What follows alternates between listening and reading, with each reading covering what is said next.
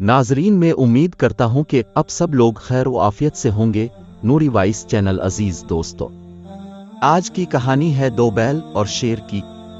किसी जंगल में दो बैल रहते थे, एक लाल और एक सफेद, जिनकी आपस में गहरी दोस्ती थी। एक साथ घूमना फिरना और चरने के लिए भी एक साथ आना जाना। उनकी इस मिसाली दोस्ती की वजह से इस जंगल का शेर उन पर हाथ नहीं डाल सकता था। उसने जब कभी इनमें से किसी एक पर हमला किया तो दोनों ने मिलकर उसकी वो दुर्गत बनाई कि शेर को अपनी जान के लाले पड़ जाते।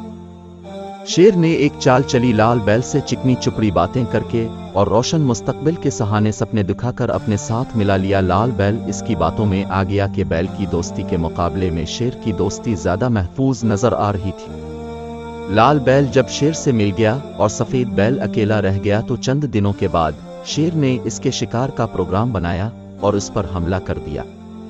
पहले तो दोनों मिलकर शेर को भगा दिया करते थे, मगर अब अकेले बैल के लिए शेर का मुकाबला मुश्किल हो गया। सफेद बैल ने अपने साथी बैल को बहुत पुकारा, बहुत आवाजें दें, पुरानी दोस्ती के वास्ते दिए और बैल होने के नाते भाईचारे का एहसास दिलाया। मगर शेर की दोस्ती के नशे से सरशार लाल बैल टस से मिस न हुआ और अपनी बरादरी के एक फर्द को शेर के हाथों चीर फाड़ का शिकार होता देखता रहा।